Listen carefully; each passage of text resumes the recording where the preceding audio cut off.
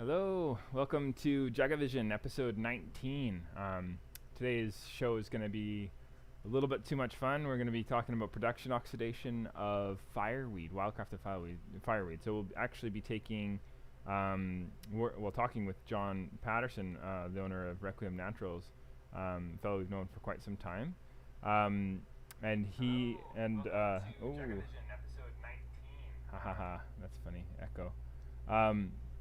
So we're going to talk to him about what it means to work with tea making techniques and applying them to something other than Camellia sinensis. So that should be cool.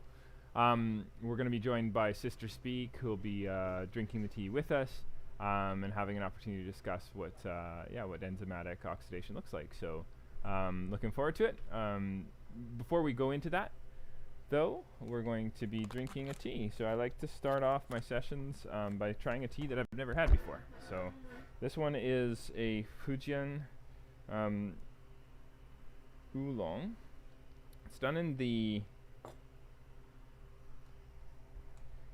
a style that you would find in Taiwan using Taiwanese cultivars. Is my understanding. I don't have a lot of data on this particular selection yet. And I'm going to try it out by using sort of a fairly standard method of preparation that I do for these more fresh oolongs. That being said, this is perhaps you could say this has been withered a little bit deeper than our really fresh oolongs. But I think the style is a lot more. I think it'll make our oolong hardcore enthusiasts really happy because it's done. 3.5 grams. I feel like I put in a little bit too much there. It's going to be 210 in this little guy. So let's pull that out. I'm going to have to steal one of these. Pardon me.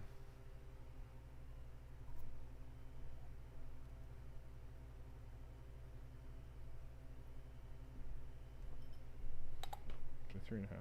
Yeah, because I'm confusing myself. Okay.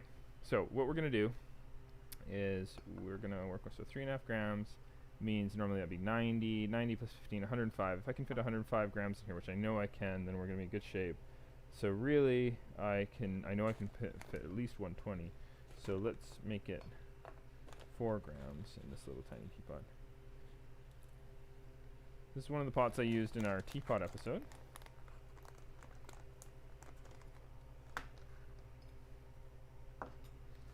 See how this goes. So dry aroma, super complex.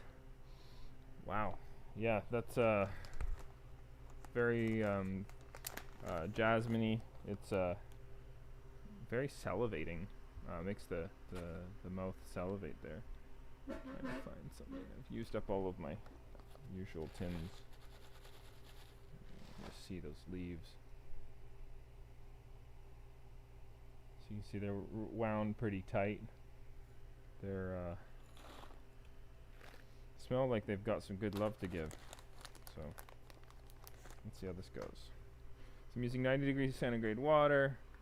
I'm going to brew for 1.5 minutes. Again, interesting that we'll be talking about oxidation today. And I'm drinking an oolong right now. I think oolongs, you get so much interesting room to play with them. 120. Because when you're working with an oolong, you're working with leaves, Camellia sinensis leaves that have been harvested and bruised, and they've been left to wither or brown like you would brown an apple until they lose a minimum of 20% of their moisture to qualify as an oolong, technically. If you let it wither until it loses 80% of its moisture, you're sort of at the darker end of the spectrum. So this is fascinating just to see, drink an oolong and then have a wild-crafted tisane, essentially, after this with John and Sherry Ann, and to just explore this idea of production oxidation. So, yeah, you'll notice that those leaves open up pretty pretty nicely. It's brewing with some interesting aromatics. Some things that can make a tea like this a little bit less interesting is if we if it's wound too tight during production, and then it just doesn't give off very beautiful flavors. Okay, there we are, a minute and a half.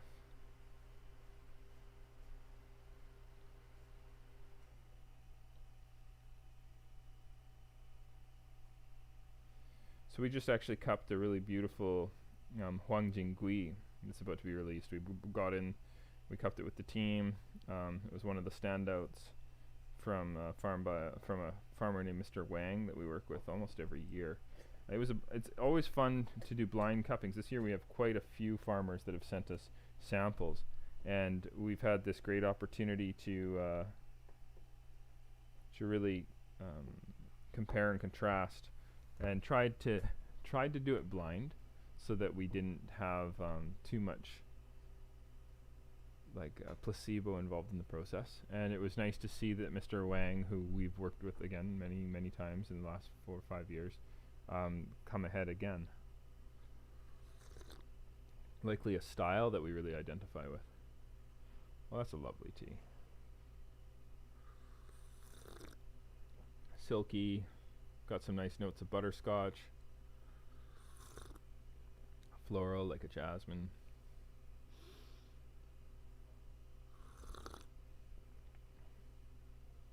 Fascinating. A little bit of a hot water finish. I'm really enjoying updosing my teas recently in smaller volumes. The Gong Fu style that we did with Mackie in episode 17, where we did 5 grams for 140 mils. I really like that. Which is, I guess, pretty close to our usual 5 grams for 150 mils or 6 grams for 180.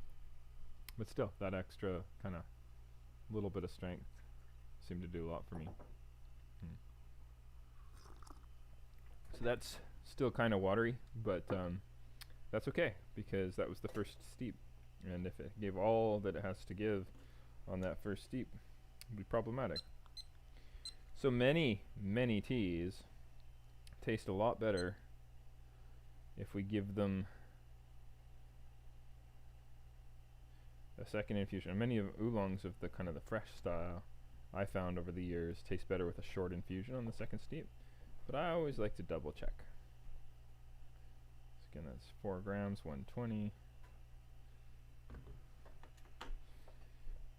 If you're using a scale, it's good to make room for absorption of the leaf.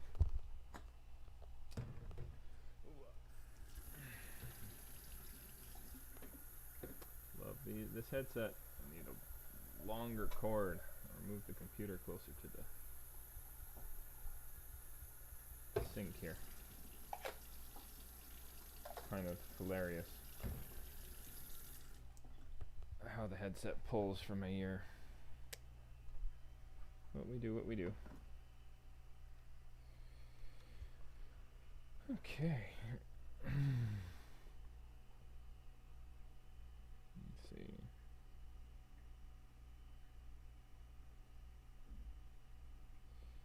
Okay. Let me see. So, brewing again, 1.5 minutes. If it's done in 10 seconds, we'll be in a. Or it'll be done in like less than 10 seconds. I can't think straight today. There we go.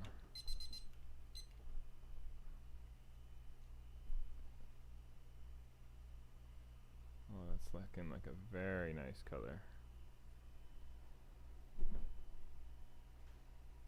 Yeah. Get that last golden drop. Look at how clean that is. I mean, obviously I've cleaned it up with my sieve, but that's the color. Kind of a golden jujube smell. See how that tastes.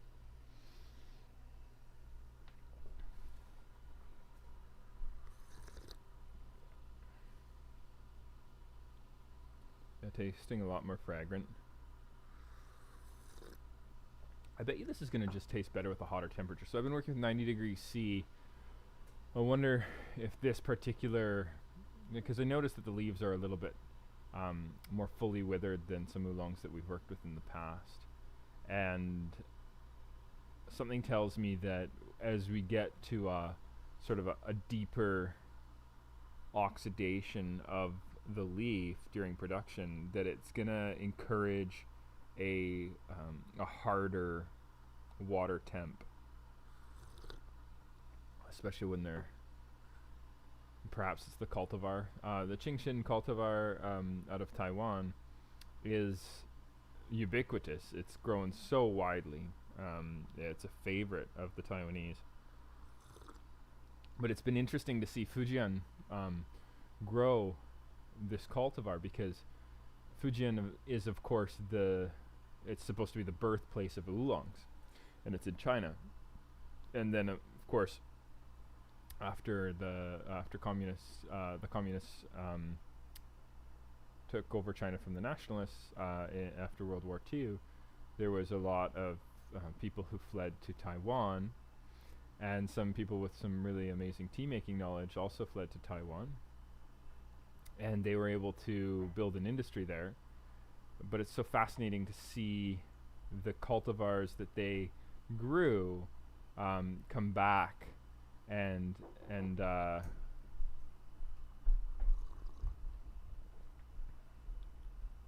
be grown in this area where they were from. It's like a reverse import. It's like starts in Fujian, goes to Taiwan, comes back to Fujian. There's this really fascinating.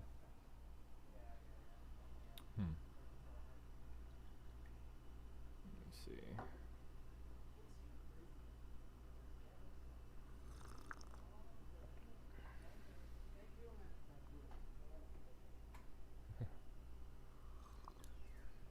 So, the guests will be joining us in about 3 minutes.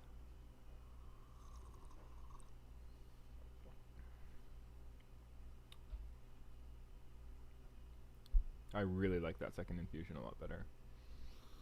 You can tell a lot about the quality of a tea by smelling the cup when you're done drinking. This one I pick up a sweet kind of,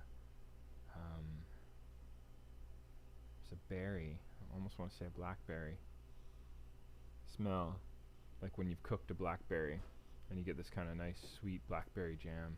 That's kind of what it reminds me of. Yeah, that's really nice. Good tea. I think I would brew it a little different. I think I would brew it hotter. I think I would brew it with a higher dose. I think I'd play with this a little bit, just to pull out a little bit of more of what's possible with this tea. Sometimes I think that, even though we were cupping blind and we decided to work with the same farm again, a lot of it has to do with the brewing parameters that we're using for the cupping. And to be fair, I feel like I should be using more of a gongfu style, doing those flash infusions and really understanding the teas in a different way. But the same token, I know that if I were to do that style, say with like a Japanese green or even a Taiwanese oolong, I'm not going to get nearly as much out of it as I would if I just did the method that's tried and true here. So I don't really know the right answer there. Do I follow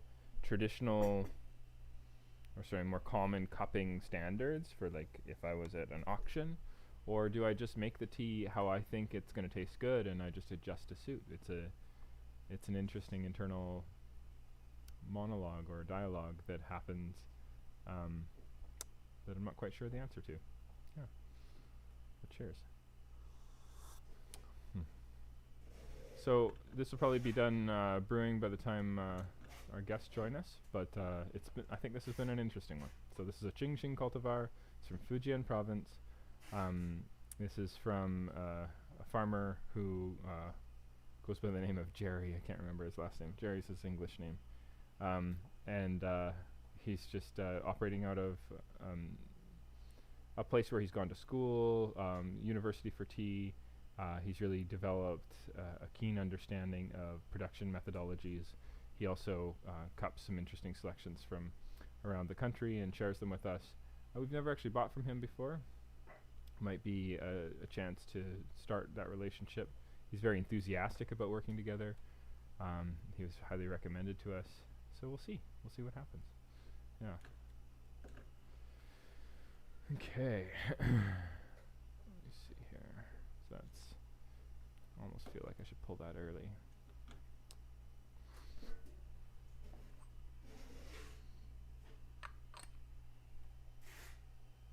There we go. Okay. So if you're watching right now, check us out in the chat. You can ask questions. We're more than happy to answer.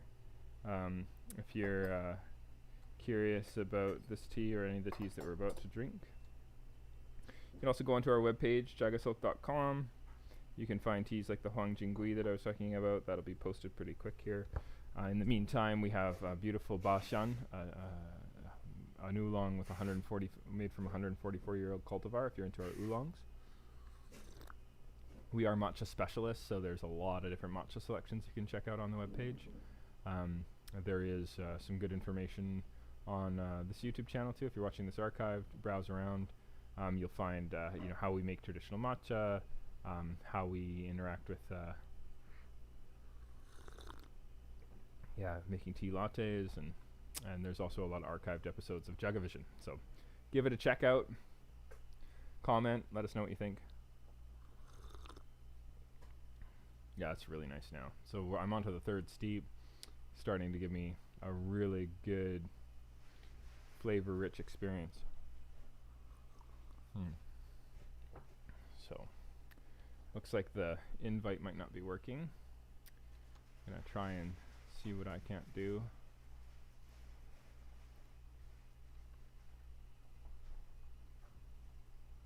And invite our guests. And Requiem. Okay. Let's try that again.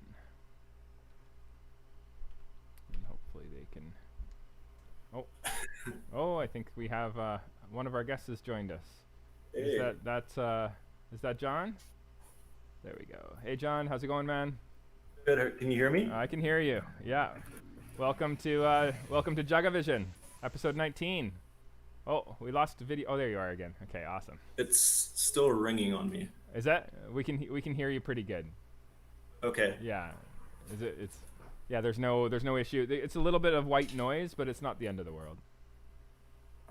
Nice setup. There we go. Okay, we're good now? Yeah. Awesome. I can't see you, but I can hear you. You can't see. Okay. Is the video shut off or something? I don't know. Let's see. I mean, it's not the end of the world. We can have a audio conversation.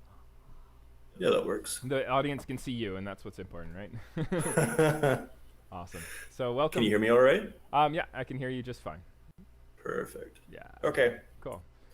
So yeah, welcome to JagaVision. There we go. Just would love you to talk a little bit about who you are. What is Requiem for our viewers? Sure. So Requiem is basically a project I started with my dad, more or less. I want to say about 2 years ago.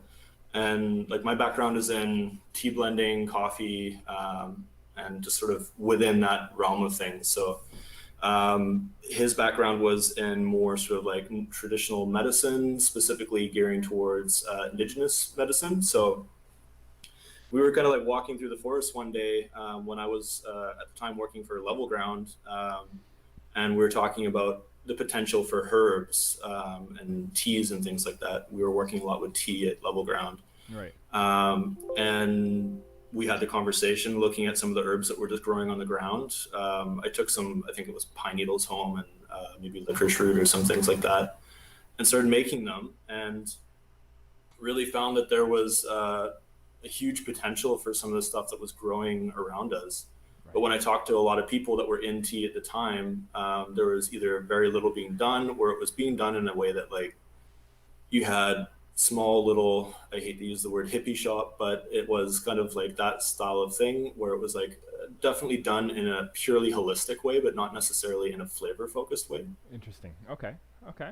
Yeah. No. Or at least it wasn't maybe as balanced as it could be. Right. And you So you have that food service background as well, so you've been working for a long yeah. time. You actually had a project. Do you still do the project Flavor Nomads? Is that something people can check out? Should I be talking about that? No, it's fine. Yeah. It is still live on YouTube. Cool. I know that so Flavor Nomads was a project between myself and three others. We had Juan, who was based in Bogota, Colombia. We had Jabba in India, and we had Fabian in Hamburg. Nice. And I believe Jabba is still sort of uploading stuff every once in a while, but the project was focusing on sort of like exploring coffee, tea, and everything flavor based sort of around the world. So I went and visited each one of those countries and each one of the different regions. Nice. And we sort of like took a camera set up and just went and filmed interviews with people who worked in tea and coffee all over the place, yourself included. Awesome. So Yeah, and yeah, you take some. Why I bring it up is that you bring some interesting perspective. So your background in specialty coffee, your background in sort of origin focused interactions. Your background in just flavor in general brings a unique perspective to this project. And I mean, I've mentioned this to you before, but we're absolutely fascinated by this idea, of harvesting, like wildcrafting. And what would happen if you were applying specialty tea production techniques to wildcrafted herbs, right? And I think that's just so fascinating, and that's something that we're going to be talking about today. But so you harvested, you were like, hey, we could do something with this. What is it that made you think, like, why don't I apply some of these tea making production techniques to these wildcrafted herbs? well, like at first I was just looking at it in terms of oxidation and trying to figure out what in the actual plants was oxidizing, Right. and realizing that in a lot of cases it doesn't have to be Camellia sinensis. I was looking at plants that had things like tannins, for instance, that would simulate the bitterness that you would get in like a black tea. But looking at it, there was a bunch of different herbs that we tried enzymatically oxidizing. We did Uva ursi, we did Fireweed, obviously, and a couple of others. And yeah, we had varying results. Some were absolutely fantastic. Some just sort of tasted like dirt. And as you practice with different things, you end up with different results. But I had a hunch about Fireweed after picking it for sort of like the second year in a row. And both my father and I have done a ton of research into different styles of tea that's not tea, basically, Right. from around the world. And Fireweed has been drank for a long time. It's known as like Ivan tea sometimes. But basically that came out of Russia because that's, same sort of, lateral sort of point on the earth where you have in Russia, you have in Finland, you have Sweden, that sort of whole Arctic Circle area, you have fireweed growing prevalently. Right. There are different versions, but Jamarian angustifolium is the one that we primarily use here and that we find here. And all we did is we just went out into the bush and collected a couple of stalks, and then we took them home and just dried them at first just to see what it tasted like. And the sort of more green colored, we were talking about this yesterday, more sort of white processing style. It tastes a hell of a lot like green tea. Interesting. Let's do some really beautiful. I want to pause you there just for a moment, John. Sure. Sister Speak has joined us. So Sherry Ann, welcome to JagaVision. Thank you for joining us again this week. Appreciate you being here every week. It's awesome to have you. Hello. Hello. And we have John from Requiem Naturals here. I've known him for quite a long time. Sherry Ann, meet John. John, meet Sherry Ann. John. Hello. Welcome to my living room. We are, just to bring you up to speed, we're just talking about John starting this project, Requiem Naturals, with his father, with his background in specialty coffee and in just his interest in tea and spices and flavors, and his some of the projects that he's done in the past that has given him an interesting perspective. And then we were just talking about why did he think to apply traditional tea making techniques to, or borrow from them. It's not that he's a traditionally trained tea maker, but borrowing from the concepts and applying sort of a version of them to his preparation. So we were just talking about that.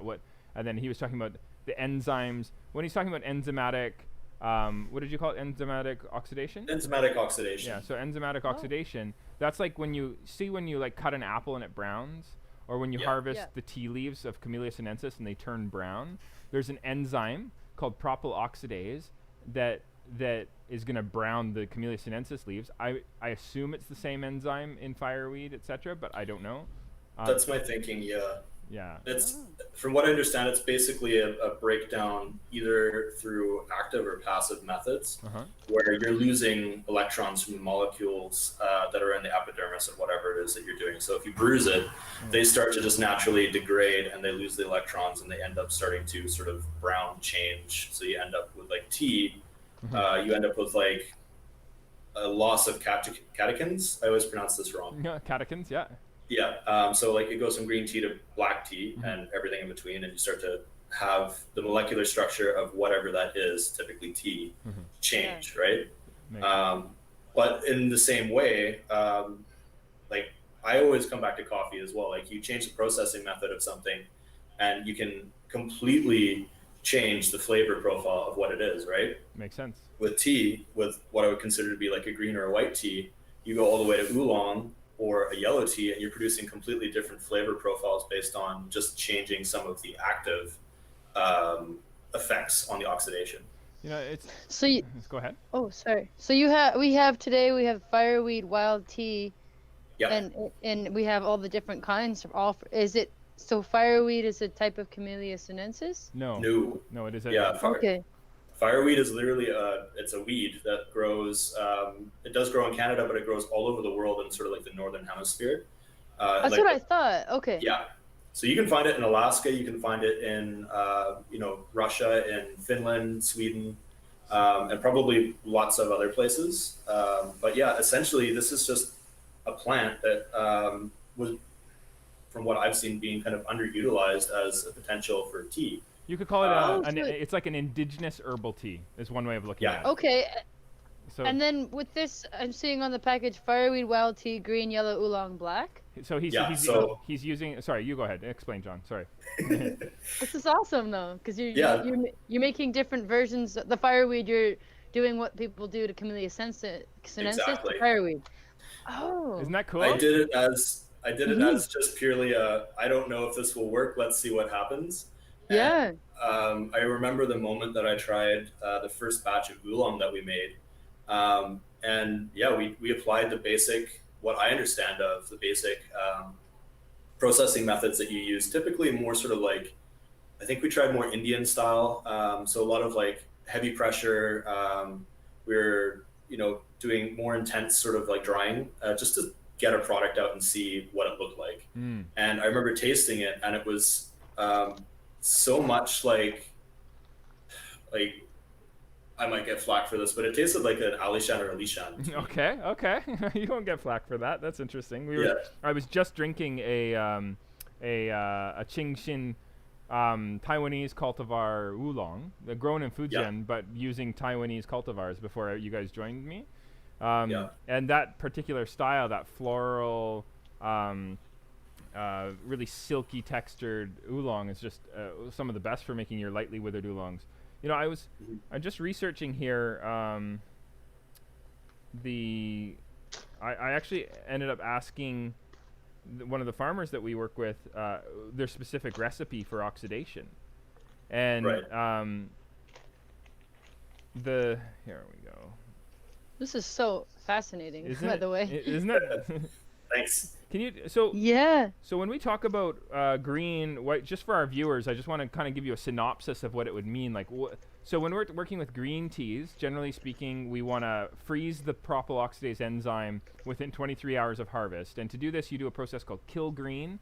Kill green is just an intense amount of heat, and that's going to kill that enzyme and freeze it from browning the leaves any further. You need to do this at some point in the process, otherwise it kind of just keeps going until until it's dried right out, which can be your goal. You don't always have to be killing it. So the white teas of the world are generally you just let it dry. You don't actually hit it with heat. But white teas you'll often see, especially like you'll see them like open leaf, very little interaction from the producer in terms of freezing that enzyme.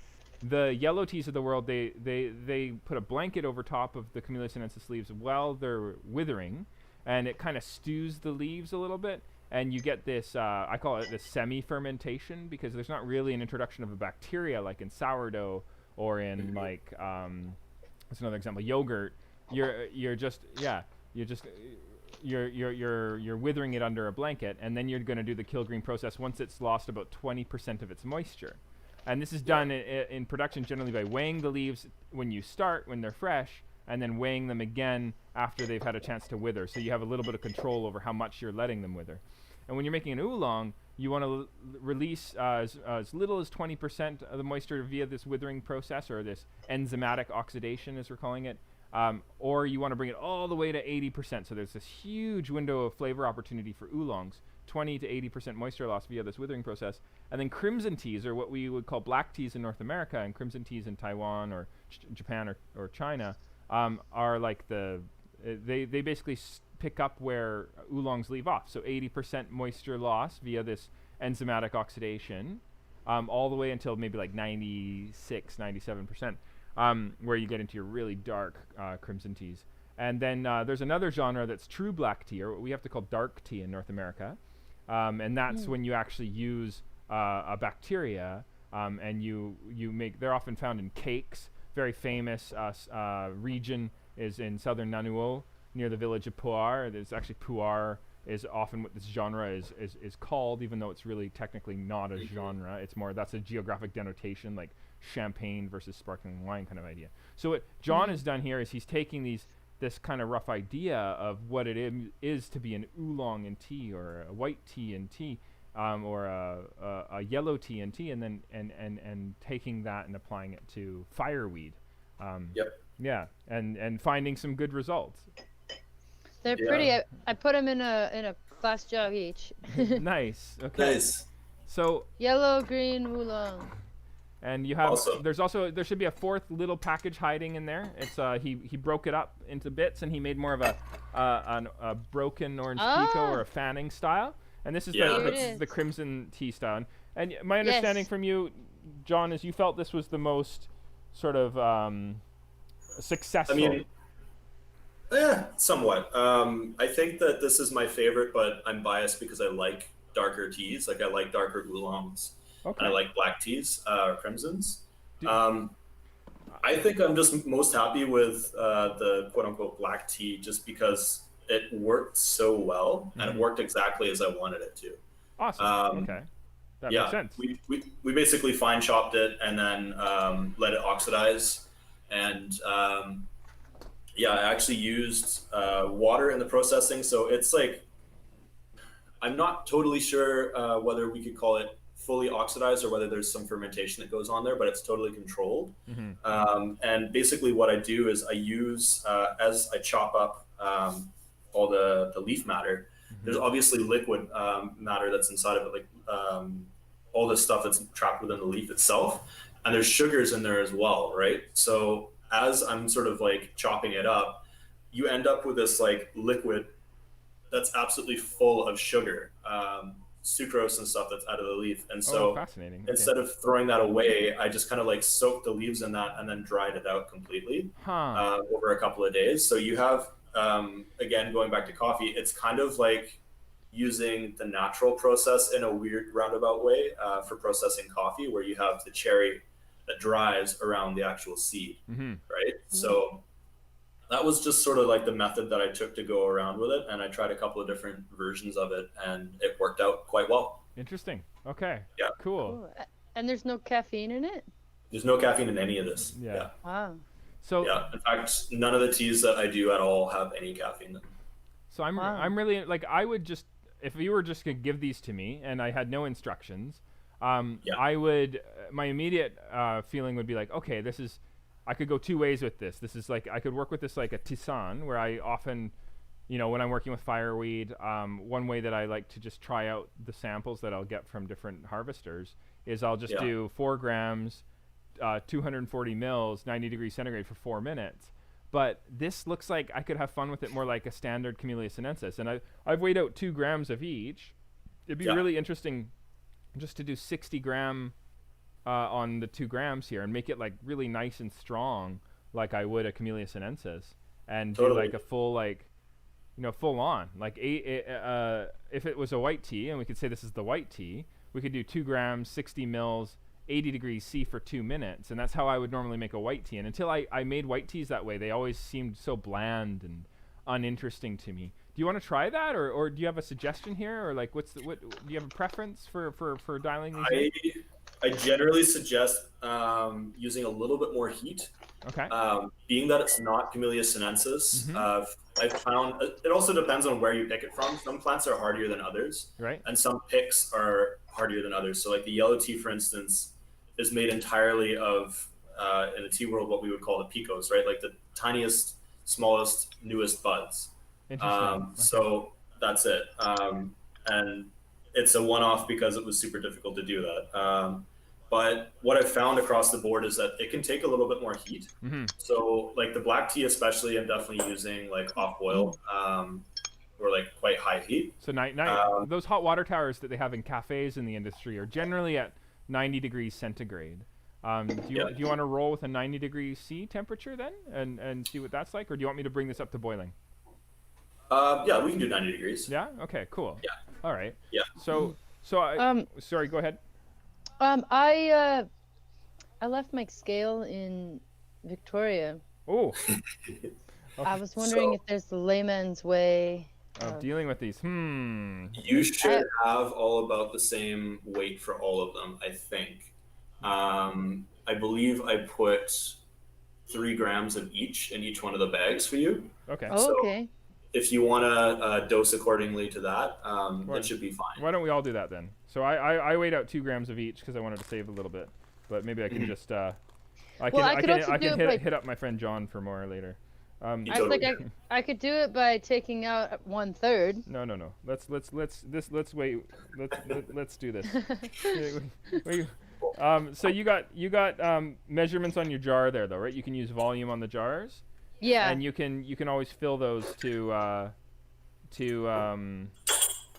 1/4 of a cup, I think. So 3 grams, 90. Well, you want 90 mils. Can you see 90 mils on that jar? I have 100, so I can go just below it. Okay. What are we starting with? The white tea? Let's start with the white fireweed. Yeah. Sounds good. So. I have green, yellow, oolong, and black. We decided that the green was actually a white because greens need to have heat pass through them. But John didn't taste the difference between heating them up and not heating them up, so he decided to just go the simpler path. So this would be more like a white tea, really. Okay, so then I'm putting this in the. I'll add 100. Should I add the water first or second? Well, you want 90 degrees, so you want if you have the temperature variable kettle, then set it to 90, I do. And make sure you preheated the teapot. I'm using a cupping set, and I'm realizing that I'm not going to be able to fit 3 grams in here, so I'm going to use 2, but I'll do that across the board. Okay. Or you can just vary your water, right, later on. Look at that, guys. That's 3 grams stuffed into my little glass teapot. That looks pretty cool. There's for your camera. There's the audience camera. Yeah.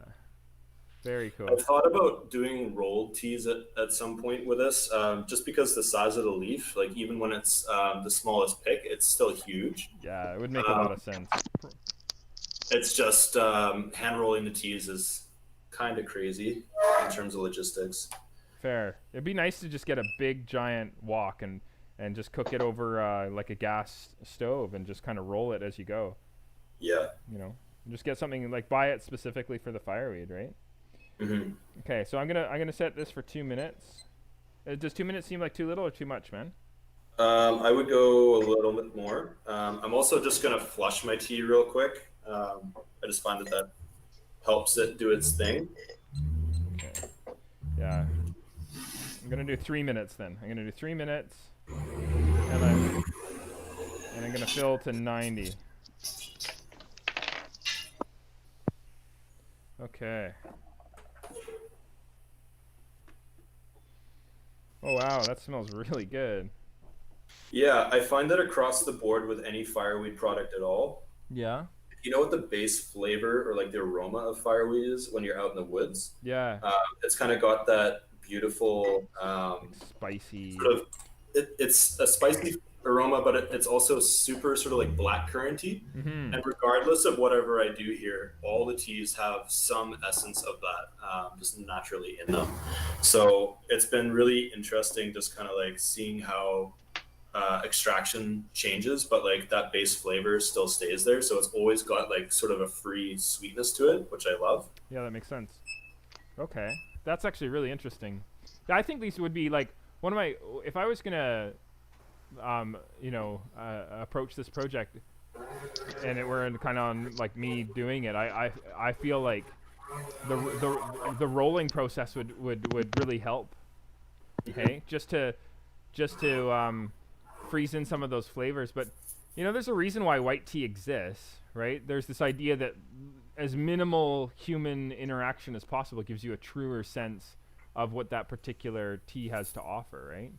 That's true. Yeah. So this is kind of like, this is a good one to start, because this is kind of like, this is, what if you didn't manipulate it really other than just picking it and drying it, right? And this is perhaps, but you've kept the leaves really intact. Wow. We were really careful with that. I really didn't want to do any sort of like post-processing in terms of rolling or anything on the first couple of batches, just to see how they went. Mm-hmm. But I think getting the right gear is going to make all the difference. And I also just don't think that between me and my dad, Mm-hmm. If we sit there and just roll tea I'm guessing like a week, it might not be realistic. But I would be interested to try it and see what the results are. So like the yellow tea for me is just kind of one of those experiments. The company that got me the mill behind me here, Terada, they're actually been decades making specialty tea equipment. And one of the things that they make that is quite popular with smaller operations is about an oven-sized, and generally there's really small versions of tea equipment is about the size of an oven. And it's a rolling machine, and it's just this giant drum that you put the tea into, and then there's this dumbbell that hangs that you like ring up and you place over top of the tea, and it presses down, and then it all rotates. It rotates and crushes the leaves and does this rolling motion like this over some ridges, some metal ridges, and it really, really, really works the leaves. And many people that make their own tea in their I shouldn't say many people, a couple places that we've seen so far, that's the equipment that they feel like, even if they're going to hand do everything else, the one thing that they really appreciate is a machine for rolling the tea. Because I definitely find I watch people hand rolling oolongs or what they were considering to be oolongs in Assam, India, and they were doing them in kind of like these wicker basket sort of setups, and that's sort of the way that we've gone with doing this oolong. Although I found that the leaf, it definitely up a little bit more. Oh yeah, you guys. Okay, there's your camera. We're different. Okay.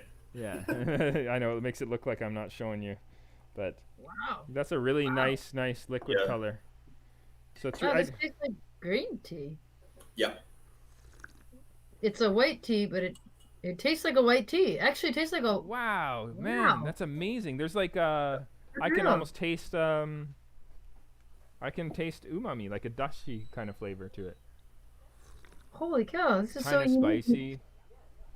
I know fireweed quite well from going in the bush. Our dad used to pick greenery in the wild, and it smells like the forest.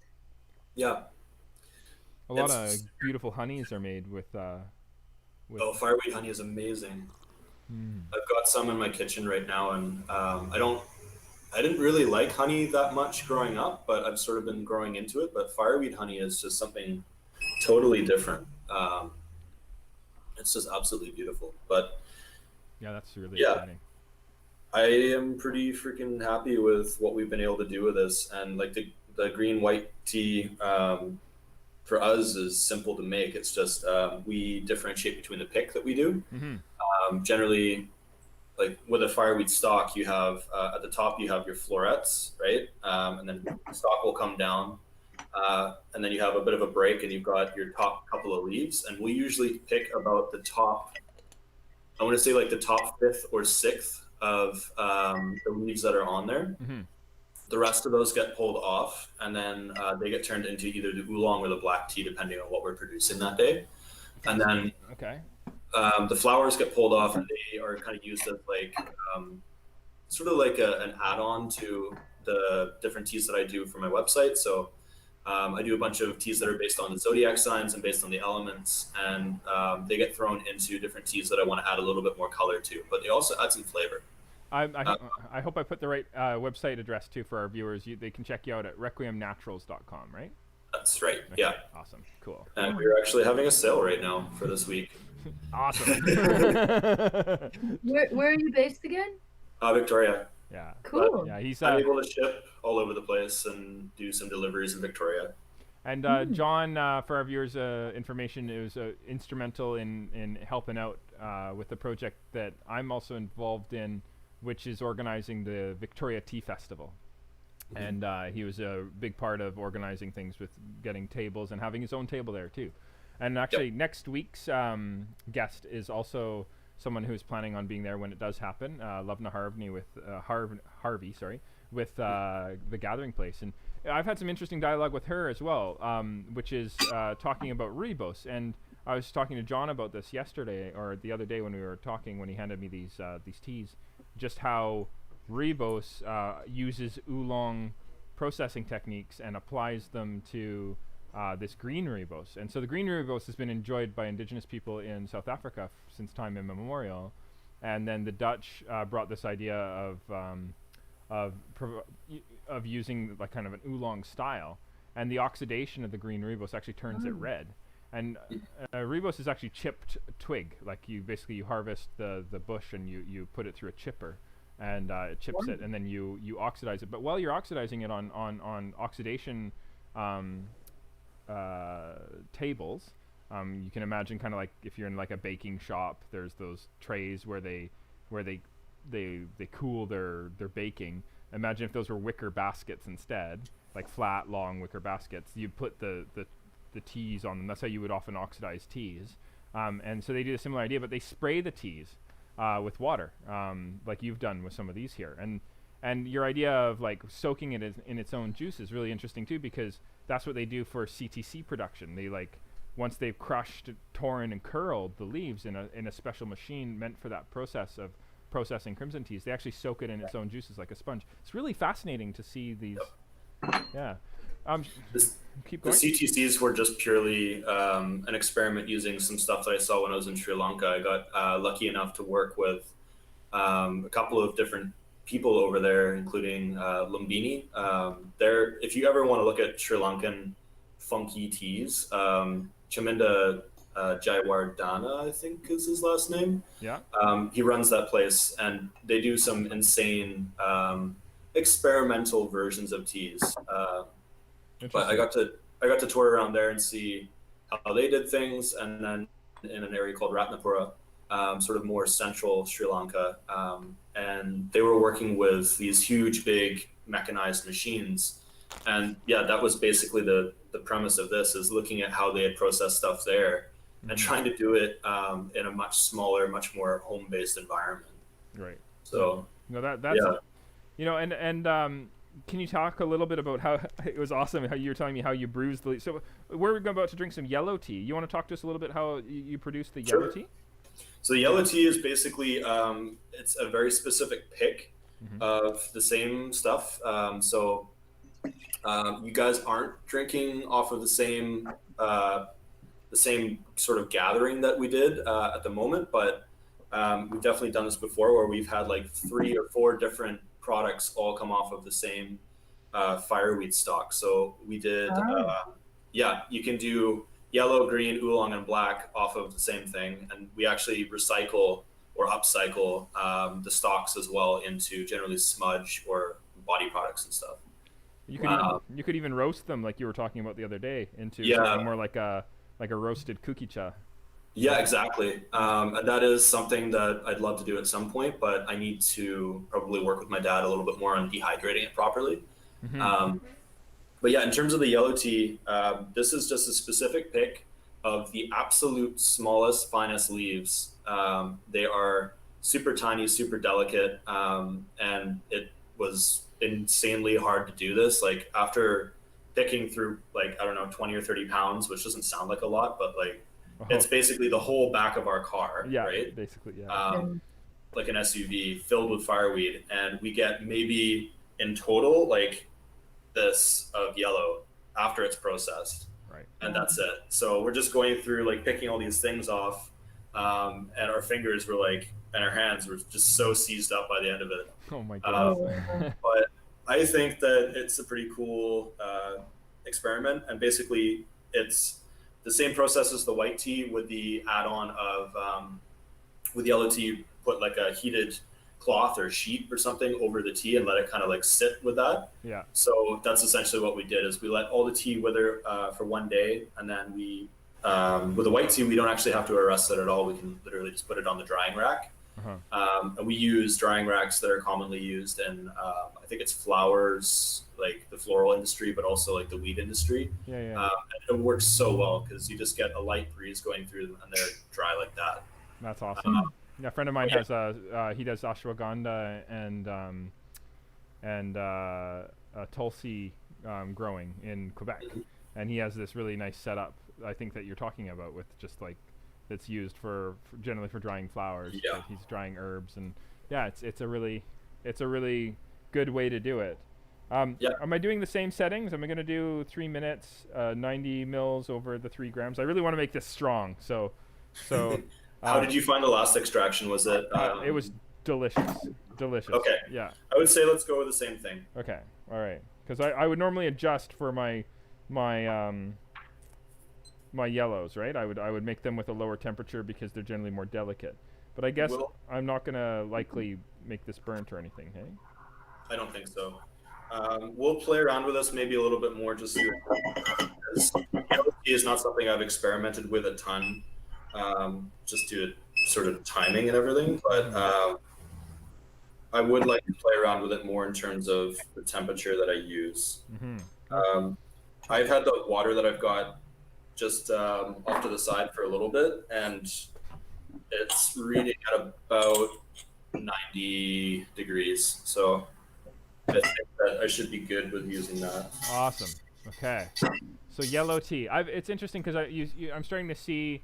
I don't know whether this is on purpose, whether tea is now inspiring coffee, but I've been seeing some coffees that have been, at least one coffee recently that had a single layer fermentation, and that's totally what they're talking. This style of fermentation that they're talking about is really similar to what we're experiencing here, right?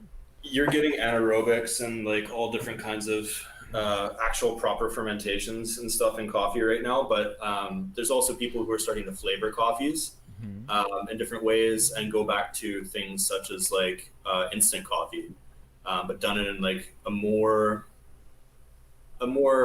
quality focused way.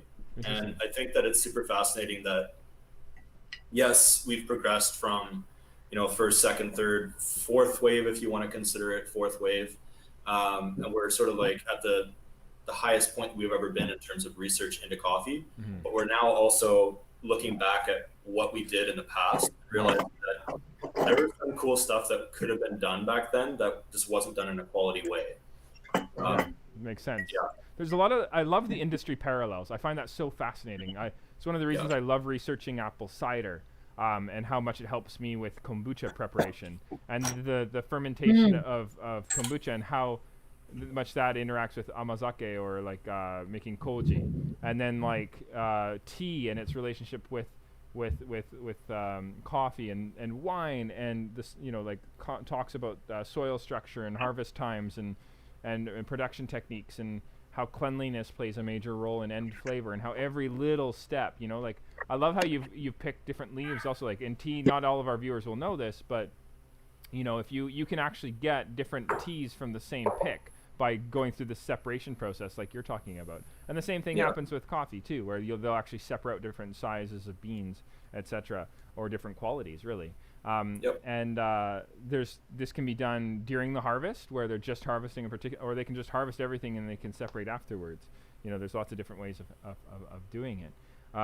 But yeah, really interesting stuff. You know, that there's so much room for finding information in these parallel industries. And I don't think people are doing this with herbal tea at all, like changing. Well, I don't know, but they could be. But it's the first time I've seen it, and it's fascinating. I've seen some of it internationally, but in terms of at least our local environment, not so much. Yeah. You were trying to say something there, Cheyenne? Yeah, so I kind of nestled the leaves into the water with a little wooden spoon. Is that okay? Just to make sure they were covered? I did the same thing. Yeah, they kind of rose up in my pot because it was a little bit too, you know, ideally we would have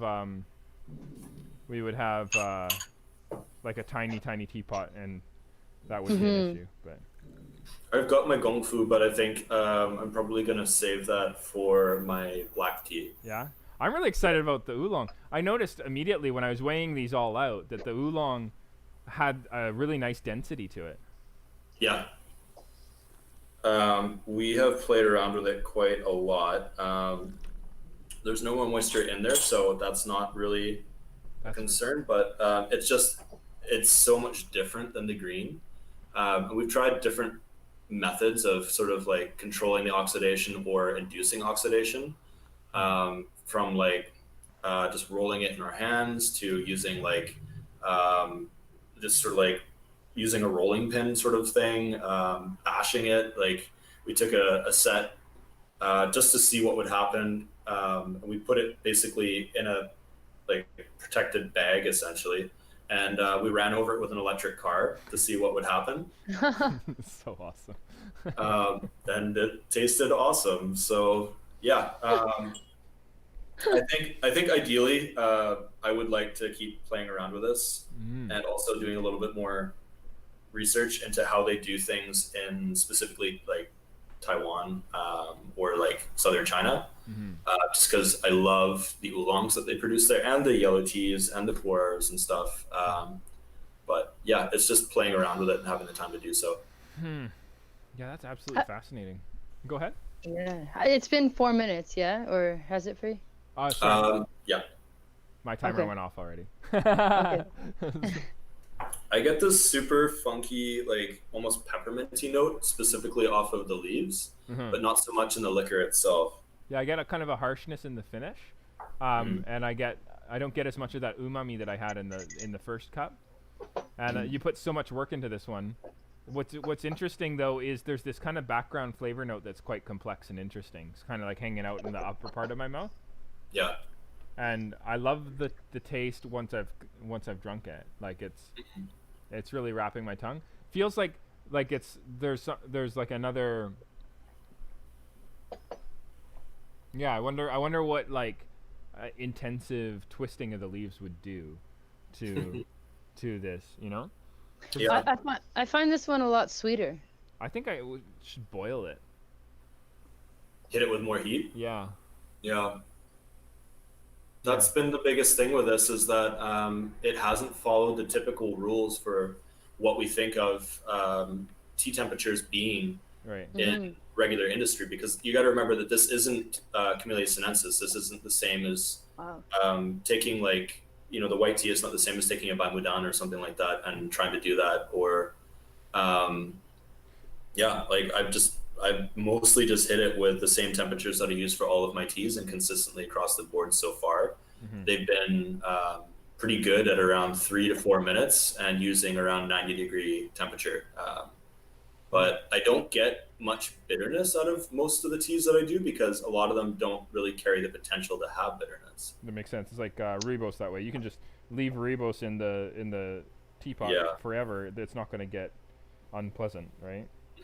It smells amazing. Oh, sorry. Go ahead. I gotta be honest. Mine turned out spectacular. I think I might have steeped it an extra minute, Oh, very nice. Okay. and it's absolutely great, and it's delicious and sweet and smooth. So maybe 4 minutes is the one for this yellow tea. The 3 minutes tasted fantastic on the other one. Yeah. Okay. I don't know. I also had probably a tiny bit more than 90 milliliters of water. Okay. Right. Okay. Interesting. I'm gonna, while I'm brewing a second infusion of the yellow tea that you painstakingly put together there, I'm going to excitedly make this oolong as well. Sure. So I'm gonna just throw in. So there's 2 grams. And where are you, oolong? There you are. You know, this does look illegal.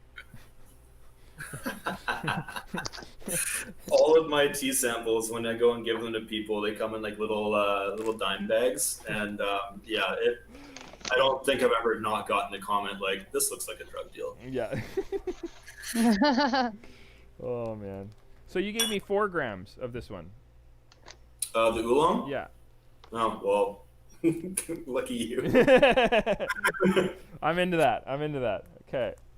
I'm gonna follow suit. I think I'm gonna actually do the oolong and the gong fu. Yeah, and why I'm gonna not, use right? my AeroPress lid because this thing is amazing. I'm gonna add some water. So I got 3 grams in here. Okay. Okay.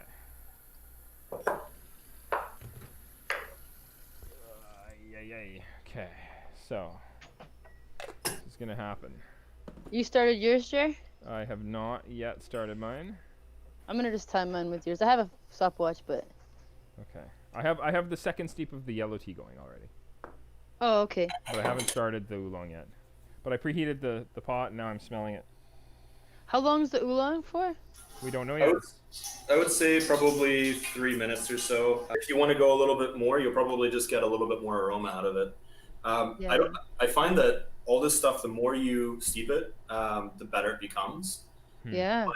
It's more the fact that people are impatient. They don't necessarily always want to wait for 4 minutes. That's super. Well, with rooibos, it's often like 5 minutes. Yeah, Mhm. and we do to get some nice texture in our rooibos. We actually get a special cut where it's cut a little bit shorter, and then there's more surface area for a faster extraction. And so that's basically what John's done there with his black tea equivalent or crimson tea equivalent, I guess Yeah. you could say. And that Yeah, I wanted something that my parents would drink, basically like English style black tea. Nice. Yeah, and that's really cool. I just I love the look. I love how you can actually see the oxidation on the leaves here. You know, like there's a very visual component to this. This looks a little bit more like tea-ish. You know, like this. Yeah. Yeah. Like When you actually are doing it as well, like I'll generally sort of oxidize it in like almost like a giant cake, okay. and I just keep turning it and then repacking it, and then apply heat to it, right? But the amount of sucrose that you get on your hands, like your hands are noticeably sticky whenever you're dealing with it. That's so So interesting. the amount of sugars that are in this, I'd be really curious to see what the actual sugar components are in the leaves compared to Camellia sinensis. I'm starting my brew there, by the way, Cheyenne. Oh yeah, I got my stopwatch going on my phone. Okay, I'm cool. just gonna use these. That'd be so interesting to submit for an analysis. Or you know, we could even do we have a bricks meter at JagaSilk. Maybe we could just even do a bricks measurement of it. Totally. You know, So we're trying 3 minutes or 4 minutes? Sorry. I'm doing 3 on my side. I think that was his What do you- recommendation. Is that what you're doing, John? I am doing 3 minutes. Yeah, just I mean, we can probably brew this a couple of times. Yeah, seems like a waste not to. Yeah, I'm gonna turn it all into iced tea again. yeah. Hell yeah. This would make. That's what a I do great after iced tea. every session. Yeah, it would.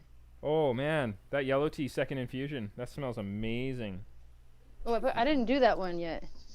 I should get that going. Oh, that's lovely. Yeah, now I'm tasting that richness that I had in that first one. Yeah. Oh wow. Yeah, I like that. I just Probably did need a bit more. Sorry. I just did the oolong, and I'm liking 3 minutes, but I think a little bit more definitely would be good. I was finding that with the black tea as well. It definitely required, although I was using a little bit less, I was using around 2 grams, maybe like 120 grams of water. So that might have been why, but I generally do a little bit more extraction. Huh. Should I go for 4 minutes? Sure, let's see what happens. Okay. Long story short, yes. Sorry, I didn't mean to cut in there. 2:15. I think you're the 10th John that's been on the show. Probably. I think I know at least 20 or 30 just in life and in work and stuff from being around Victoria and working on the island. Yeah. One of your There's bosses. so many. One of your bosses' names is John too, right? Where you're at? 2 of them. Yeah, two of them. Yeah. And I work with a John, and we had a Jonathan working for us as well, which is actually my original name. Okay. So It's a great name. It's good. That's awesome. it's popular apparently. Yeah. I hadn't really met many Jareds, but then we had one working with us as well. It was. Oh I yeah. remember that. Yeah. I have not met a Sherry Ann yet. I've heard of one. I think we have a cousin named Sherry Ann. Oh, interesting. Like our 6th cousin or something. Or 5th cousin or something. 4 times removed. Yeah. Yeah. I really like that yellow tea. What are you guys thinking? Like, did you try the second infusion of it at all, or am I the only one drinking that second infusion? I'm brewing the second right now. Oh, sorry. I am brewing the oolong. I think I jumped the gun a little bit. Mm-hmm. I have the oolong brewing at the same time. So, oolong smell at 3 minutes is very very fascinating smell. I like that a lot. Sweet, Wow. I guess. Yeah. I think I overdid it at the 4 minutes, honestly. Oh, Should we? is it a bit sharp? A little sharp, yeah. That's Okay. awesome. It's great to know. I love pushing the limits. I'm gonna do mine at 3.5 minutes, guys. Yeah. Whew, that's strong. Nice. I love it when it's possible to, like, because that's a great sign. You can do a little bit of post dilution there, Cheyenne, and it'll make it more enjoyable. Oh, okay. I love the color you're getting out of that, Jared. Isn't it? Yeah. Look at that, eh? For our viewers, and then for you guys. Yeah, mine looks like a... It looks like honey. It does. Yeah. Smells like honey. Wow, that's so cool. Okay. Oh, I'm getting some temperature drop that's going to affect me. I'm just going to go run and put on some hot water. Sure. Okay. Yeah, the post dilution worked great. Isn't that fascinating? Yeah. The tea? Wow, all from an herbal tea. That's so wild. I really like this. I really like this one a lot. That's really good. This is delicious when I diluted it. It's so rich and thick. Wow. Yeah. It's like almost like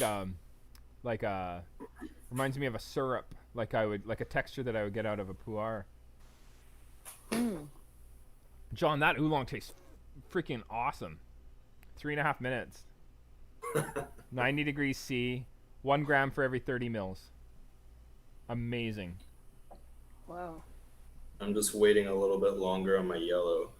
Oh. Second. So- Second steep. Go ahead. I think playing around with this as iced tea would be fantastic. I am in the process of making a herbal iced tea using sumac, just because it's got that super lemony flavor. Right. But sumac doesn't really come from this area. It's something that you would see more typically either on the East Coast or like in actually like Mediterranean sort of style cooking or something. But just doing this as like a summer cold brew or like kombucha or something would be fantastic. Yeah. I like this oolong application a lot. Like that. That is probably, for me so far, this is the most successful for what I prefer for my own palate. Yeah. My palate is like raving on this yellow. Yeah.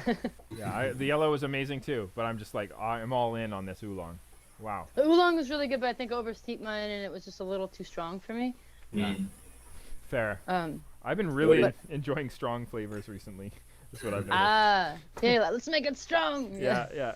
I like to do that. You found 3.5 for the yellow was good, eh? For me, I was 3.5 for the oolong. For the yellow, I found 4 minutes was really nice. Yeah, I did I liked 4 minutes on the yellow too. I will let it do its thing. I had a little bit of extra water in mine though. Like Right. it was like more like 100 milliliters. You know, I wanted to ask you, John, and Sure. it's just for our viewers, like one of the things we talk about in person quite a bit, but we haven't had a chance to talk on here is the sort of the political component of this whole process. The idea that you're harvesting indigenous herbs. Can you talk to our viewers a little bit about the ethical component? How, you know, like for example, in Victoria, we're in the Kwungan territory. This is an ancient landscape that is really belongs to the First Nations people, and Canada is a colony. And how do we interact with the original peoples and keep respect and do something like this? I know your father's really closely working with different First Nations, etc. Can you talk a little bit about that? Sure. So the focus here for us long term is to be able to both produce something from our local environment that is enjoyable, but also recognize where we are, first of all, and acknowledge that, and also try and do some education as well. Because we found that in my dad's interactions with different groups around the island, around BC, he mostly deals with the Wasanic people. We're from Brentwood, and so we're sort of like out near Sartlip Band and that sort of area. There's not always an overlap of knowledge between the different groups in different areas. And so he's been working with them for quite a while now. I've been working with indigenous herbs, both here and in, I believe it was originally in Calgary, like Edmonton area, working with those guys. And he was taught by various people in different bands, different methods of using indigenous herbs. It's definitely something that I'll admit I've had challenges with, because I want to do the best I possibly can, but there's always the ethical side of things where I was born here and I didn't really get to choose, but I want to make sure that regardless, I'm acknowledging the fact that this is a land of somebody else before I was supposed to be here, right? Yeah. And there's also medicine in these, all the teas, all the plants that we use that comes from that indigenous side of things. So my hope long term is to be able to build this in a way that I'm able to support education, not only of the general public, but specifically of those that are within the First Nations indigenous communities around the island, around the peninsula. And we want to be able to acknowledge the different areas that we go to and where it comes from. We want to be able to work with those people to, if we can employ them, fantastic. If we can work with different people in different groups around Canada, also fantastic. Like where I get my sweetgrass for some of the teas that I use. And again, you can actually brew sweetgrass as tea. Cool. It's really interesting. The aroma is fantastic. But we get a lot of our herbs that come from like the prairies regions from a group out there that are indigenous, and they supply herbs to their local communities, and we trade with them. And it's mostly just at this point a trading policy. So we send them things that they don't have in abundance over there, or that they're not able to pick, like sweet pine, for instance, which we call grand fir here. And they send us things like wild bergamot. So Nice. I have a ton of wild bergamot that I have for my air blend in the Element series. And it's something that I would never really be able to get in this area. And anytime that I've talked to anybody about cultivating it, it's just not been possible. And I know I've talked with you as well about different things like the rose bergamot and other herbs that you find sources for here and there. And I think it is important to make sure that you're recognizing that you're getting things from different places, you're showing respect, you're not overpicking. I love to work with a publisher at some point perhaps, and put out some sort of educational material, but also focus on, if you are going to go and pick this stuff, you need to make sure that you understand that there are not specific, but sort of well understood rules. Like, you only pick maybe a third of what's available at any one given time. You try and do things in an area where you have permission to be there, or at least you're doing things in a way that will help people. And a lot of the herbs that we pick for help with my father is stuff that kind of goes into, it's basically an apothecary that we use with the locals. And if somebody needs something, we create that medicine and he works with them. But we need to go out and pick the stuff anyway. So we're picking at different times of year, Indian celery, otherwise known as gulfmin. That's out right now. Fireweed it's getting towards the end of it right now, but we've been picking that for about 2 months. Before that was Nootka Rose. In the next little while, we'll do Madrona arbutus, which we find you pick it at the right time, has a sort of light cinnamon-like flavor to it. And that's just the bark, and it's renewable. It literally just falls off the tree and lands on the ground anyways. So what we do is we just go to trees that are shedding completely, and I put down a tarp and put on gloves and just, and it all comes off, and it's already perfectly dried. I don't have to do anything to it. Oh, wow. Wow. So there's all kinds of different things out there that at different points of the year we can take advantage of. I've been experimenting with like matcha and stuff as well. And we found that we can make a version of matcha using some of the fir tips and pine tips and spruce tips to make sort of like a West Coasty style of matcha. That would be fascinating. And there's all this funky stuff out there that it's familiar in the sense that like I associate this with matcha. It's not at all. It's a ground tisane basically, right? Much in the same way that you can't call sparkling wine from somewhere else in France champagne, right? But that's all we're trying to do is just look at the medicinal side of things and make sure that it's not something that's going to be detrimental, first of all. And everything that we do is tested generally on me, which has varying effects. But we're doing this from a point of view where we want to make sure that there are benefits as well. So like if we're looking at tea, you end up with helpful benefits. But sort of coming back around, I think something that would be fantastic would be if we could talk with all the different Indigenous groups, or as many as we can.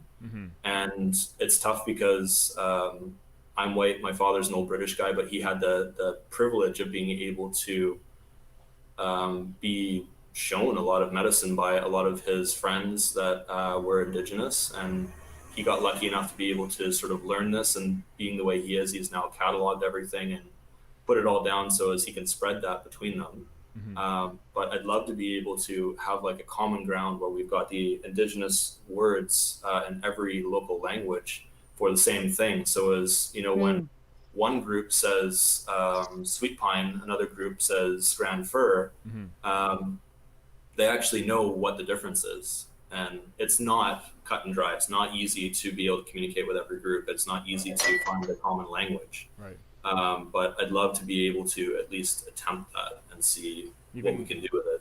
When we were, I've been fascinated by this whole idea of Indigenous herbs for so long, and to maintain that respect for both elected councils and hereditary councils, and every community is so different, and really every nation is its own nation, right? So it's there isn't like a pan-Indigenous sort of way of interacting, right? Which I'm sure you're well aware of. So it's every community is going to be so different. One way that was kind of interesting that we did with Labrador tea is we would always name it what the community we were working with named it in their original language. So the Kwakwaka'wakw called Labrador tea Puyas. So when we were harvesting with them, we called it Puyas. And then when we had this great opportunity to go up to right between right close to the Yukon in northern British Columbia, in the Rocky Mountain Trench. There's a group called the Kodacha, First Nation, and they we actually got to go harvesting Labrador tea with the elders, and they call it Timisgik, and so we called it Timisgik. Yeah, I'm familiar with that term. Yeah, and it was really interesting to just kind of de-map, like mapping or mapping is such or naming is such a powerful thing, and so to sort of even just on that small, it seems like such a small thing, but I think you talking about naming, I think it's really important, to respect the area that you're harvesting, and be so fascinating to work with local First Nations communities to even understand what what is fireweed called in that particular language, and then giving it that name. Like fire, it could be called both, like such and such fireweed, like whatever the name is, and then fireweed, or or just the Latin name and the ingredients underneath the playing second base to the First Nations name for the tea. I think there's a lot of opportunity there. Totally. Yeah. Cool. Why don't we make the crimson tea or the black tea version as well as we're talking. My immediate compunction I would, if I see crimson tea or black tea on something, I always want to use boiling water. But would I do 90 degree for this one too? I think we could go a little hotter, judging by how things have gone so far. Okay. Fun side note, I forgot about my yellow tea. Yeah, okay. So a 10-minute plus extraction is not terrible.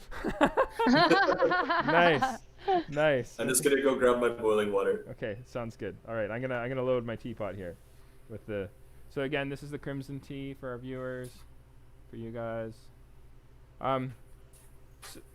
So some thoughts from Sherry Ann. What are we, like on the whole? Do you have any thing you'd like to add to the whole conversation we were just having just now, or on the flavors that we're tasting, or? Oh yes, I just thanks for sharing everything, John. That is really, really special. I'm happy to. Thank you. And it's really nice. It's always nice to work with Indigenous communities, and especially the whole notion of, learning from Indigenous communities, and then also sharing that information, I think is really special.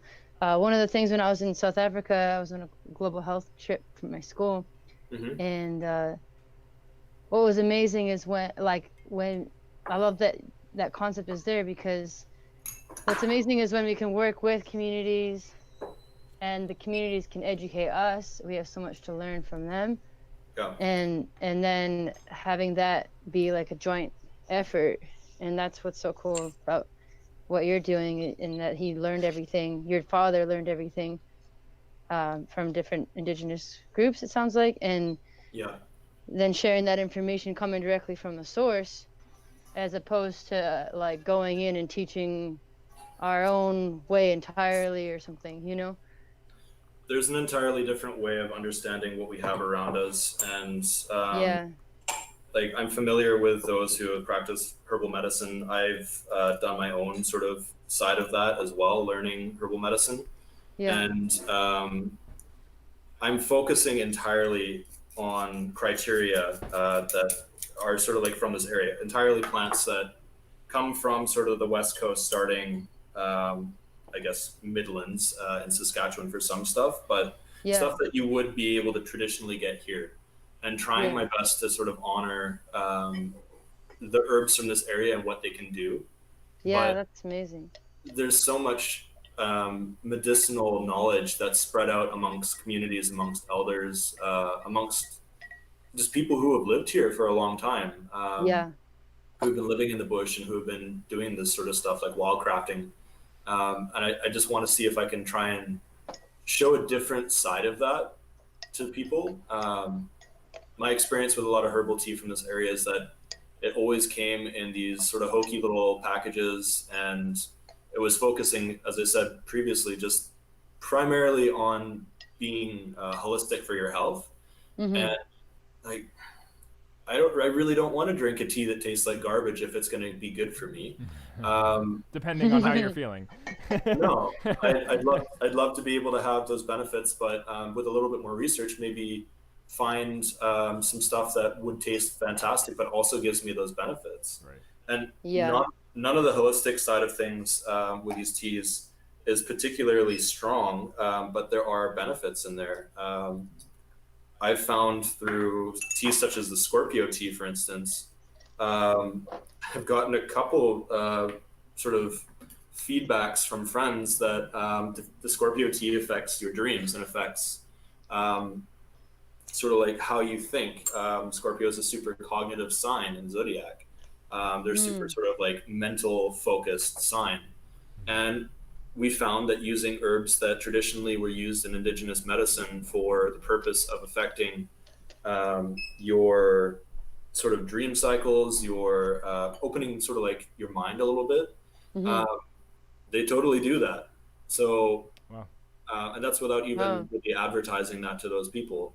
So none of it is super powerful, but yeah, I mean, they're all created for a purpose, and I'm hoping I've hit the mark on as many of them as possible.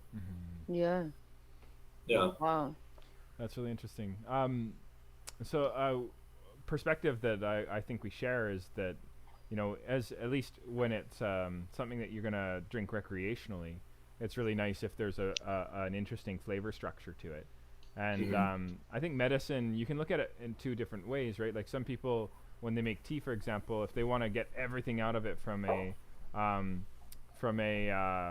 say like from a medicinal tea perspective, you would make more of a decoction, right? Where you would just brew it with like this really like boiling water. It would be like really strong, 15 minutes maybe, and you're gonna get like basically get as much out of it as you possibly can. It's probably gonna have like tons of bitters. It's probably gonna have tons of like really strong flavors. And you know, there's a time and a place for that. You know, sometimes your body really needs that. It's ill. Oh wow, look at that, eh? So viewers. So how long are we doing this one for? How long did you do that one for, Jared? I did that for 3.5 minutes.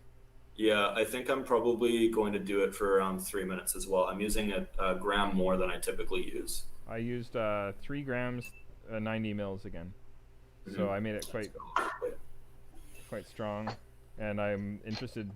This would be fascinating to mill for sure. I'd love to mill something like this and like an oxidized, like a very heavily withered fireweed in our matcha mill. It'd be so interesting.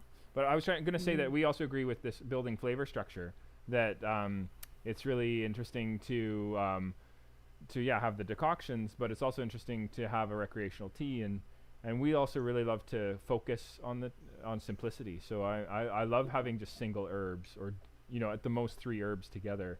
But I think that one of the this just came into my mind now, is that one of the reasons why I would blend multiple herbs together is to build a flavor structure. When one herb on its own is maybe just all kind of creamy but nothing else, or one herb on its own is all floral but nothing else, and one herb on its own is kind of spicy but nothing else.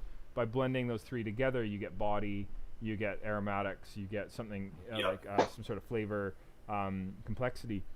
But what you're doing here with this oxidation of the herb using traditional tea making techniques is you're bringing out such interesting flavor structure that you know, I'm just fascinated by it. Like, this smells like honey. It smells like honey again. You know? And it tastes a little bit weaker than I expected. I know, it's kind of strange. The darkness of the liquor is not indicative of the extraction. Huh. I think I'm going to put that back in the teapot. I think I'm going to brew that a little longer.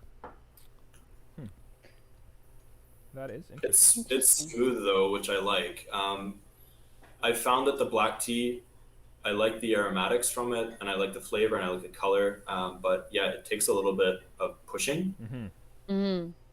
Oh wow! It went like, when it started to brew, I lost like a bunch of water. Oh, like it absorbed? Yeah, it like it went. Fascinating. That's awesome. Yeah, that's also the issue with volume. Is it's harder to tell what actual amount of water is in there. Whereas mass, you'll have a better idea. We have to get you a scale. I know. I can't believe I forgot it, and I forgot my matcha bowl. Oh no. Both two of my favorite things. Well, you'll have them soon enough. Yeah, it's true. I find looking at this and looking at the processing and sort of the base flavor, I get more sort of like a Darjeeling, like in between a crimson and an oolong sort of style flavor and process. Mhm. Yeah, no, Oh wow, it's real dark. Yeah, that it does. It's reminiscent of like sugar and pu'er and like chaga, you know, yeah, like kind of a mushroomy smell. Like that's so Totally. interesting. Yeah, that's Look really, at that really, really color. interesting. I know, hey, just so brackish. I love It's it. like rooibos. Yeah, yeah, it is actually. It reminds looks me a like lot rooibos. of Ribos. Just how what you've been able to. You know, this would be interesting to chop up with the stem, and yeah. and do sort of Yeah. like a Rebos version with Fireweed. Might be That one. would be Right. awesome. I really want to try it at some point. We do have some set aside that we will practice with. But yeah, I want to do, we talked about cookie chow the other day. Yeah. I want to do something kind of like that where I'm using basically all of the like what we call offcuts, right? Yeah. And dry them out completely and then maybe like toast them a little bit. Yeah. I love that sort of hojicha style flavor that I get, like that roastiness. Yeah, and then I think that'd be kind of fun. the Maillard reaction. There's a lot of sugar in this. You'd have a lot of fun. It'd be easy to burn if you're not careful, I would imagine. Yeah. Okay, so I cheated. I added some extra time. And now I'm getting a really dark color. Look at that. Can you see from there? That's amazing. It's like, have you ever heard of black drink? Look at that. That's Whoa, that's what mine looked like. Mine was a little bit strong for me, really? personally, but it's also awesome. It just had a little bit of the. I started getting a little bit of like a bitter. Okay. Okay. Whereas, I want whereas that. like I want something. you want the bitter. Well, I don't want it to be overwhelming, but I want it to be present. Yeah. I wanted to make this so as my very English parents would kind of be able to compare it to like their Yorkshire tea or Red Rose or something like that. I like this a So- lot better. 4.5 minutes Yeah. for me. Yeah. Wow. Okay. Wow. It's kind of soapy though. Maybe 4 minutes. I don't know. I'm gonna do a second steep of this and see if I'm gonna Yeah. steep it actually a little bit less. I'm doing 3.5 minutes and I'm liking it. So got some creaminess to it. Yeah, But it's nice. Do you it's got any also- bitters? No, not at all. Really? I wonder why I do. Probably your water. Maybe. Oh. Yeah. That's probably it. I am using You want Okanagan water. Right. Yeah. Ah, yeah, definitely tasting a little bit more bitters. And you're not tasting any. None. Oh, wow. Yeah, none. I get a little bit of bitters in my 4.5 minute brew. Okay. Yeah. Yeah.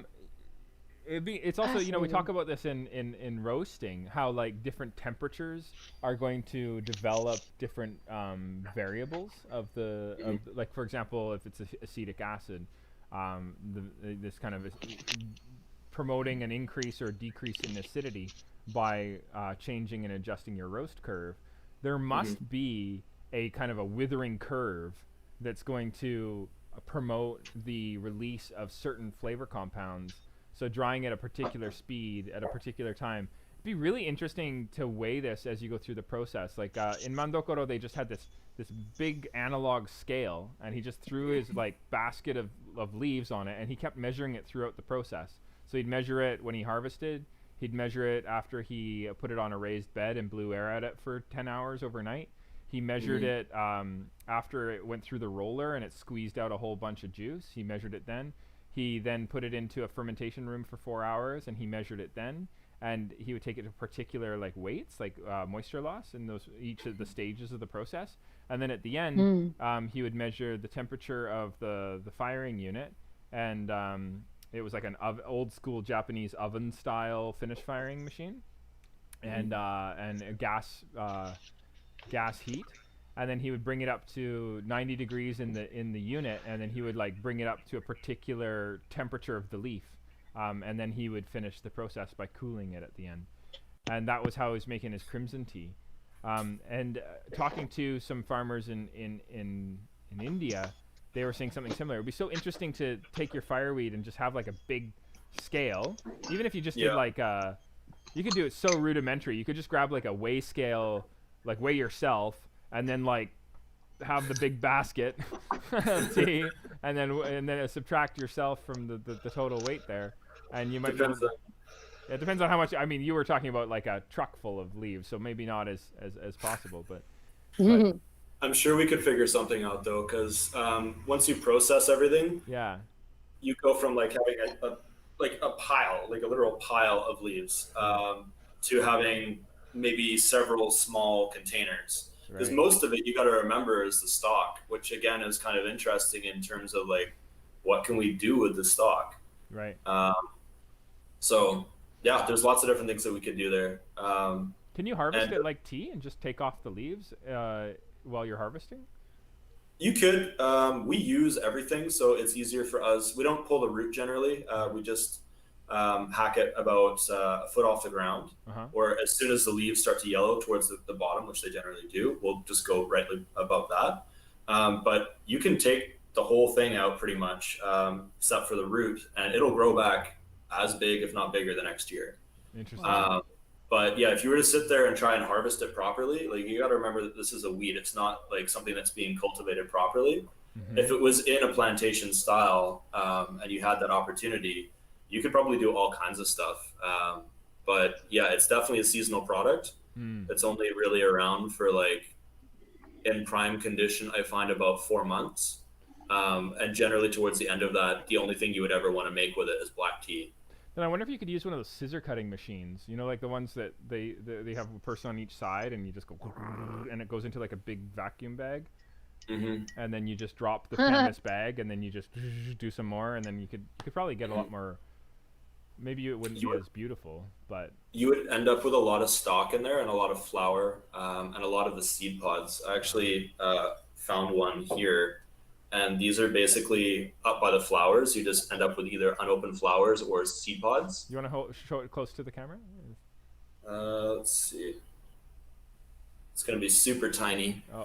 But we see it. So those will be mixed in with the flowers, and they're basically either I think this is an unopened flower, but you end up with like seed pods as well, and they're full of like, the seed for fireweed is this white fluff like substance. And at this point, I've kind of made the decision that I don't want white fluffy stuff in my tea, so I'm not including that. But I mean, you could go along and put down like some sort of blanket or something like that, and just literally go to the top of the stalk and just rip down the first section, and that would grow back probably within a week or so.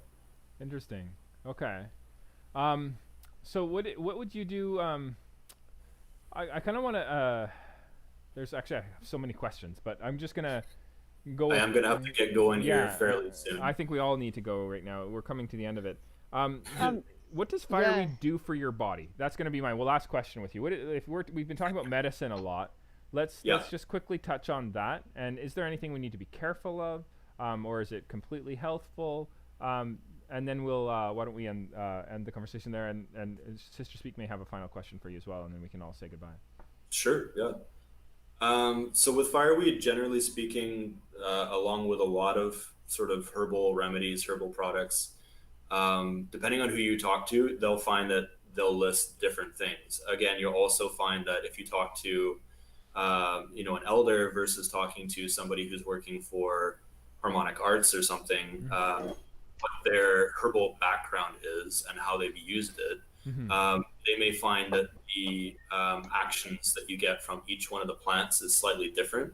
Okay. What we find is that it really helps with digestion, and it helps with a lot of blood issues. I use the flowers a lot in teas that I want to make more psychoactive, not psychoactive, more mentally, what am I looking for here? Mentally activating, shall we say. Okay. Not in a caffeine sort of sense, but we find that spiritually, looking at the history of the plant, we get an interesting reaction out of it. We are looking at doing some sort of anointing oil at some point, and that would be some of the things, one of the things that would be in it. Beyond that, you have you have noted benefits to men. It's basically like it makes you have energy and sort of, it's like willy medicine basically. Yeah. Okay, awesome. There's no light way to say that. Okay. And Awesome. that's been noted as something that people get from it. And then Right. more towards the root, we find that there's sort of like indigenous aspirin almost. Okay. Like for inflammation? Yeah, inflammation control and pain control. Wow. Fascinating. Yeah. Okay. But something keep going. to note here is that in most of these teas, you're not getting a huge amount of it. So like what we were talking about, making like a decoction or a tincture, you would have to drink a ton of it to be able to get that effect. And something like we talked about red raspberry tea or red clover tea or something like that, and its effects on women and their cycles and blood, right? Yeah. Yeah. You would have to drink quite a lot of it to have a serious effect. But I mean, if you're ever in doubt about what you're drinking and the effects of it on your body, either go to a naturopath, talk to a herbal practitioner, or go to your doctor and talk about that with them. Yeah. Because like I'm not a PhD, right? Yeah. Like I don't want to recommend that you do anything in any particular direction. For sure. But yeah, I find that there's benefits to this. I find that it's a beautiful drink. I find that I love that it's caffeine free and I can drink it at night. Yeah. Lovely. And it's just super versatile. Cool. Okay. Sister Peak, did you have a question for John before we say goodbye? Oh, Thank you, John. That was really fascinating, by the way. And I think it's important that Thanks very much, guys. It's sorry. awesome to be able to talk about this. Okay. yeah, I had one question. Is that a Zen garden with crystals in it? Yeah, pretty much. That's awesome. Okay. Yeah, I've just got my little garden of sea salt here, and I've got crystals all throughout my house. But this is my living room table. It's an old recycled wire spool, and I just took some cedar planks and then put this. This is a mortar and pestle from Coombs. Nice. Oh, nice. A mortar or a pestle? Okay. It would Maybe be. it's the. I can't remember which one's which. I think Is the I should know this. isn't the Right. pestle the? I think the mortar is the bowl, no? And the pestle Yeah. is the. I think so. Anyway, it's full of sea salt, and I will admit to a sort of Wiccan background in some of the things I do. I don't try to openly put anything on the packaging or anything that we do, but yeah, there's a little bit of that there, Cool. and it's a part of my daily life. So yeah, I've got stuff like this all over the place, but yeah, this is my living room table. Well, really love your project, John. I'm excited to. We were talking about doing some collaborative projects together. You may see some of John's fireweed in our kombucha in the future. There's some interesting ideas we have about collaborating a little bit further. See what happens. See what how. But in the meantime, our viewers, if you want to go check them out on requiemnaturals.com, you can follow them on Instagram at requiemnaturals. I believe is your Instagram. Yep. Yeah, and then I imagine you have a Facebook account as well, and all Yep, that. All that I fun- mostly all that mostly fun use stuff. the Instagram. Okay, mostly use the Instagram. So yeah, go check him out. Give him a follow, and check out on his webpage. There's some sales happening, etc.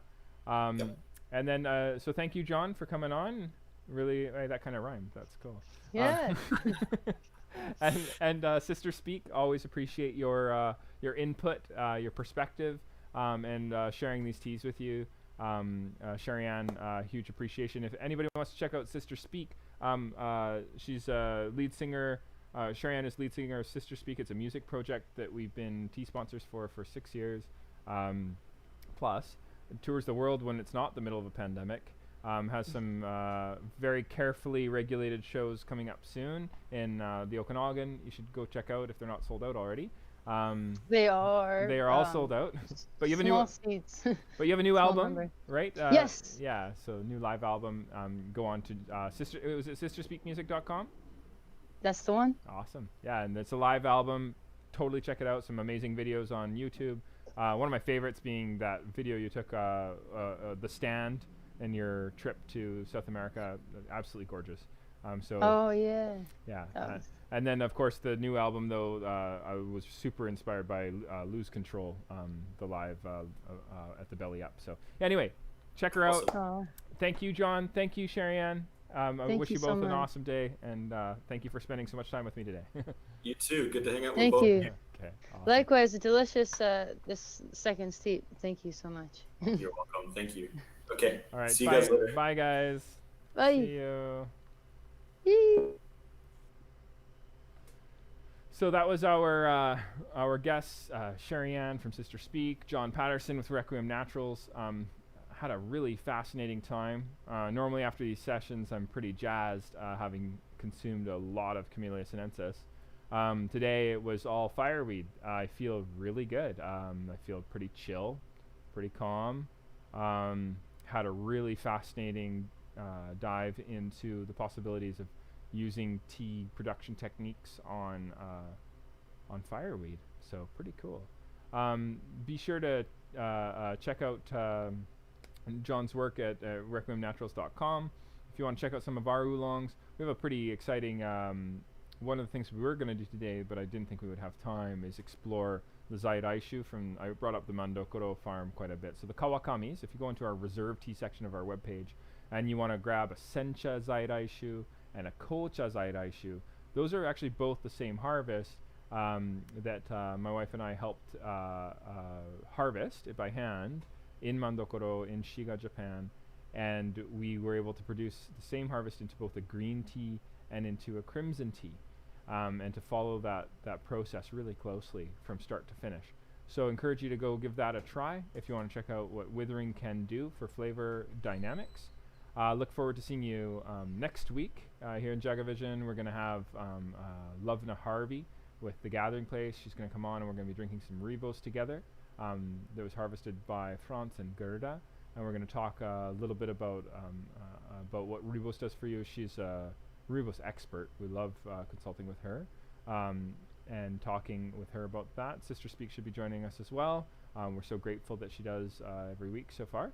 Yeah, just an overall huge appreciation for you watching today, whether this is live or whether this is the archive video. Thank you so much. If you want to go on to our, right below the screen there should be a subscribe button. You can click it, say yes to notifications, and when we go live, you will know, and you can join us. Thank you so much. Have a fantastic day, and we will see you next week.